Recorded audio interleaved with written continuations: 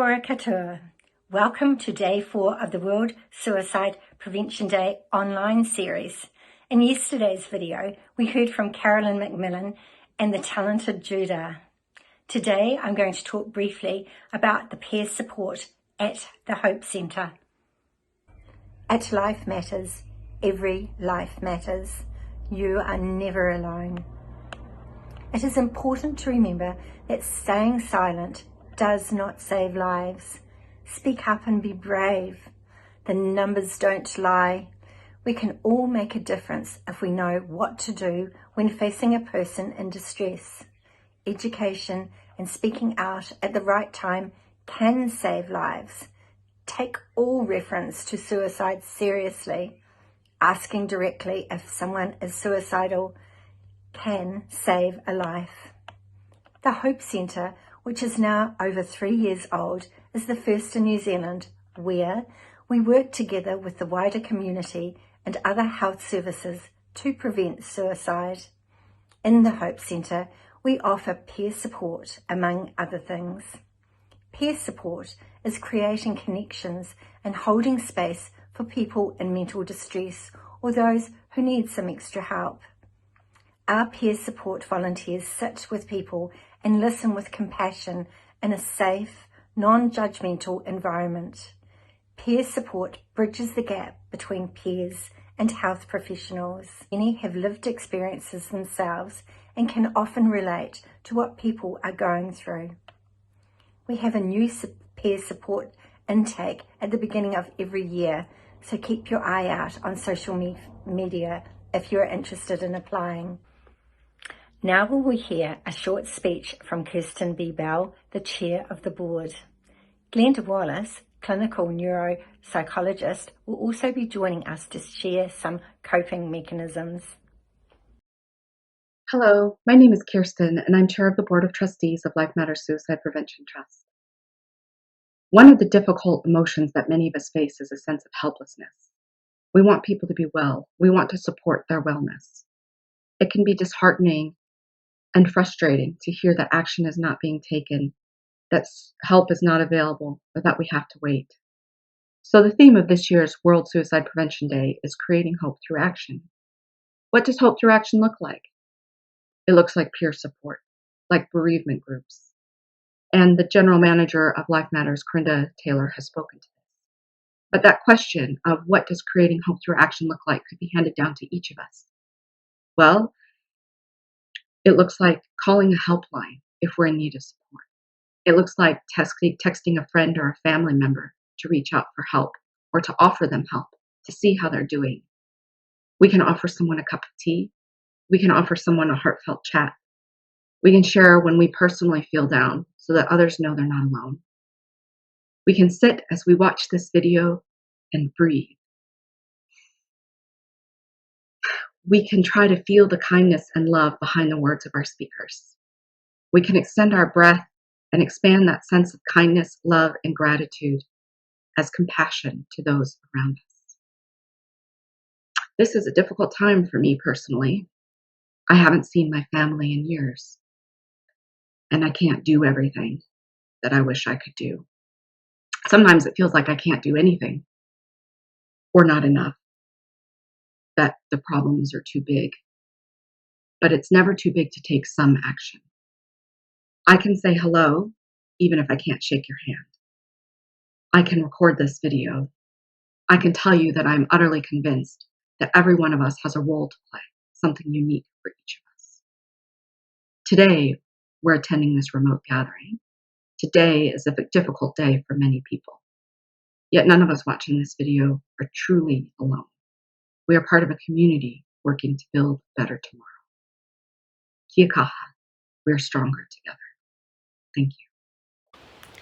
My name is Dr. Glenda Wallace. I'm a clinical neuropsychologist and EMDR trauma therapist. And I have the honour of being asked to close the 2021 World Suicide Prevention Day.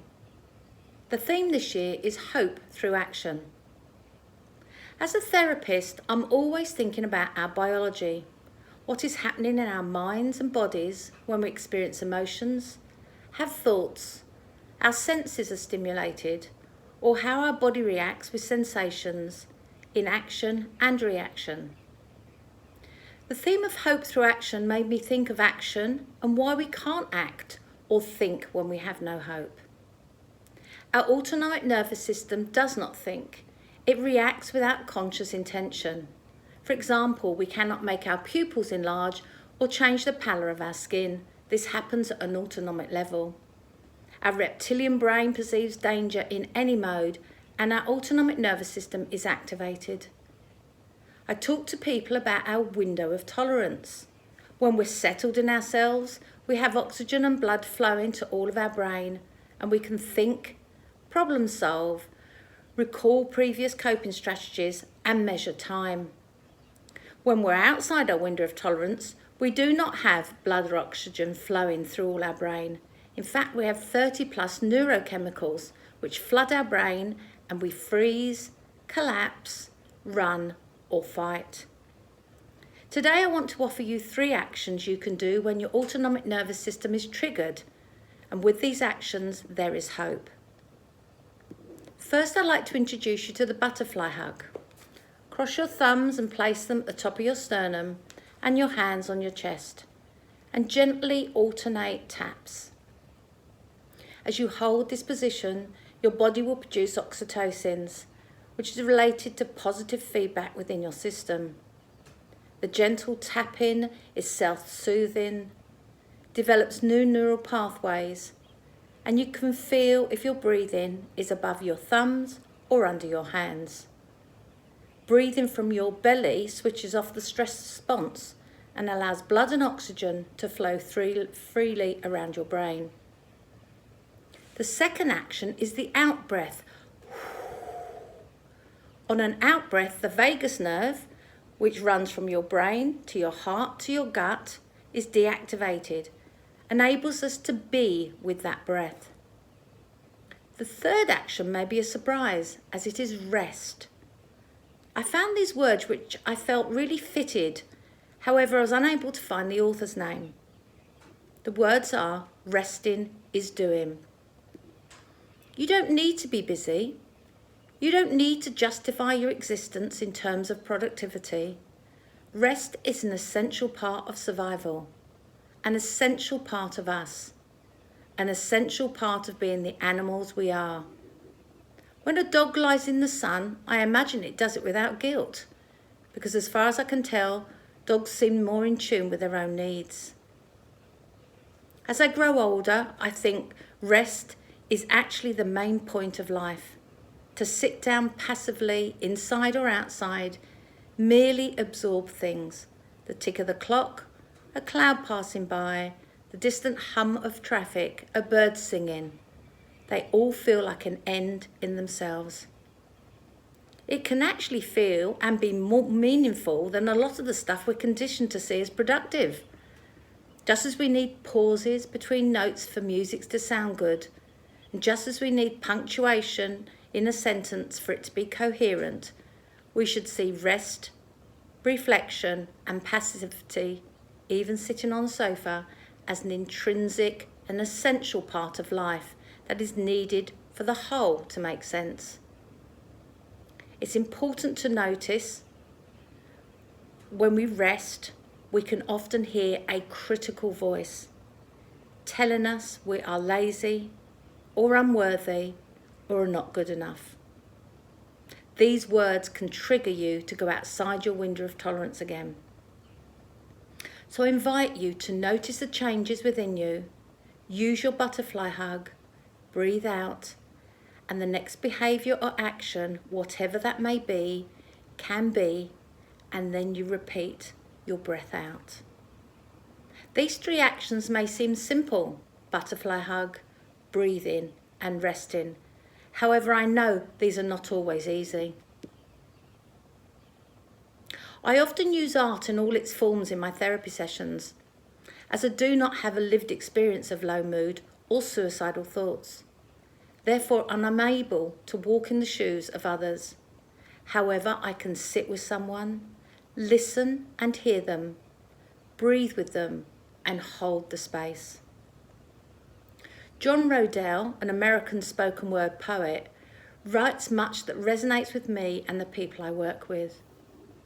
I'd like to read you a poem by John, and he's given me permission to use this today. In fact, he said he would be honoured if it was used as part of the closing ceremony of the 2021 World Suicide Prevention Day in New Zealand. While I read this poem, I invite you to use your butterfly hug. Take the time to rest and listen while you breathe. My Heart and Brain Divorced by John Rodell. My brain and heart divorced a decade ago over who was to blame about how big a mess I had become. Eventually, they could not be in the same room as each other. Now my head and heart share custody of me. I stay with my brain during the week, and my heart gets me at the weekends. They never speak to one another. Instead, they give me the same note to pass to each other every week, and their notes they send to one another always say the same thing: this is your fault. On Sunday, my heart complains about how my head is let down in the past. And on Wednesday, my head lists all the things my heart screwed up for me in the future. They blame each other for the state of my life. There's been a lot of yelling and crying.